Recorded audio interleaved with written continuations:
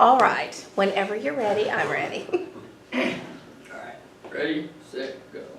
Hi, my name is Jarrell, and I researched the American government communication barriers with the Native American community. Today, there is a large communication barrier between Native Americans and the American government. But as Native American communities continue to struggle, the need to break these barriers continue to grow. To first understand the struggles that Native Americans have faced, you must first look at the history of the American government and the natives. As the U.S. continued to grow, the American civilization would begin to expand and start going out west, where Native American tribes were. But as the civilization began to expand west, they would interfere with the tribes and would start creating conflicts with the Native Americans. This would lead to some of the first communication barriers to rise between the American government and the Native Americans. With the expansion, the U.S. natives were pushed out of their homelands, mainly into the Midwest, with nearly 6.7 million natives living in the U.S. today and 567 federally recognized tribes. Only 22% of the natives live on reservations today, meaning that the Native American population within the U.S.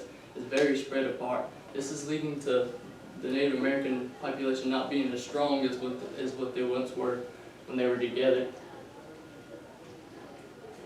This map here shows just how spread apart the reservations are. As you can tell, there's not many reservations on the eastern seaboard where the first original 13 colonies were. But as you can see, as we began to expand west, many reservations would end up out here on the west coast or within the Midwest. Many large ones being in South Dakota and North Dakota, where they were. The Native struggles today. Native Americans have faced nearly 500 years of genocide, dislocation, and various forms of physical, mental, and social abuse. Many natives continue to struggle today with this. And in a study ran by Native Hope, an organization that puts a very large emphasis on how Native Americans struggle today, it says that the type of trauma that Native Americans faced back then can be passed down through a cellular level, meaning that today's generations can also feel the trauma that the generations in the past also felt. Many of these natives that would feel this would be the relatives of natives sent to boarding schools. As you can see here, these are 3 native boys that are dressed in native cultures, and then they were moved into these boarding schools where they'd have to change their way of life. They would be changing their cultures. They would have to dress differently. They would have to learn a new religion, be taught a different way. They would not be able to express their cultures they have today, which is not good for them. Native Americans within the U.S. face many patterns of struggle. Natives today battle a lot with property rights, as the U.S. has this federal trust relationship, which does not allow for the Native Americans to manage their own lands. They cannot sell property or anything. It's all the government's land.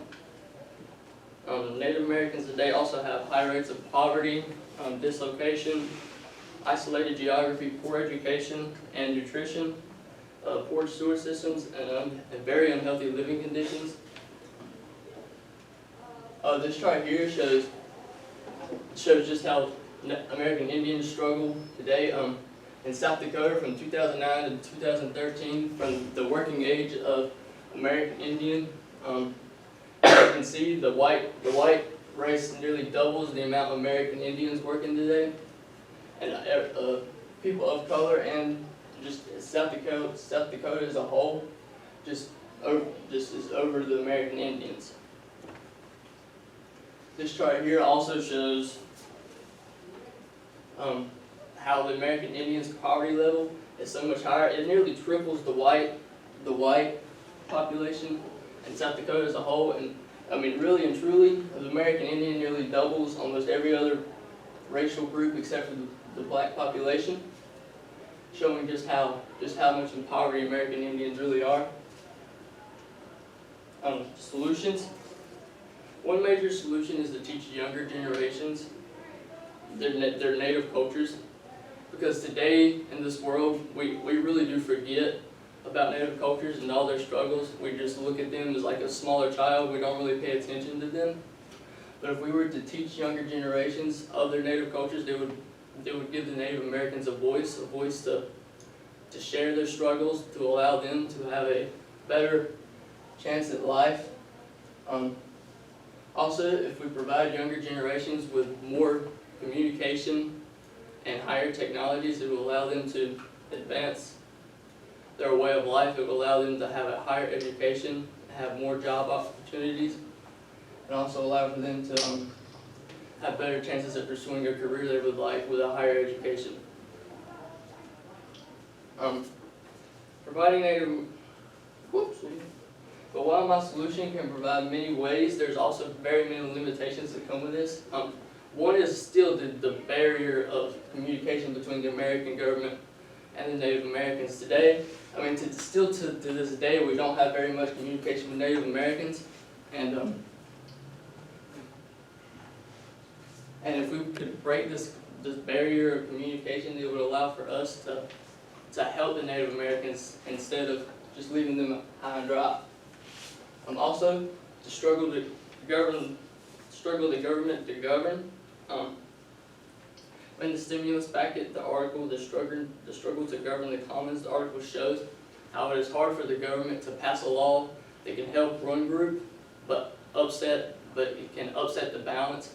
So the government has to find a way to pass a law that can help one group, but not allow for the balance to be upset and cause for maybe other groups to be upset about this law that's passed. And then the one limitation that always comes with this is budgeting. With not enough money, the government would not be able to pay for the technologies to give to these Native Americans, not allowing them to have the right type of technologies and everything. And it would not allow for the Native Americans to improve the circumstances they live in today. There's my references. All right. Okay, couple of questions for you. What evidence did you gather that you didn't use, and why did you choose not to use it? I gathered many evidences within like the conflicts of the Native Americans and the American government. In my paper, I had many stories about how like Native Americans and the battles and how Americans would treat.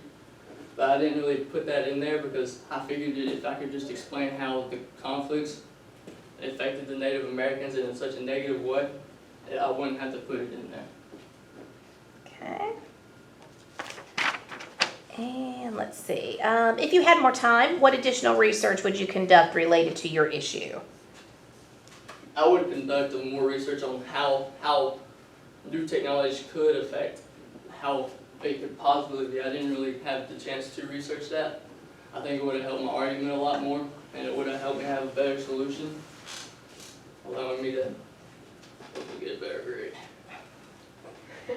All right. Thank you very much.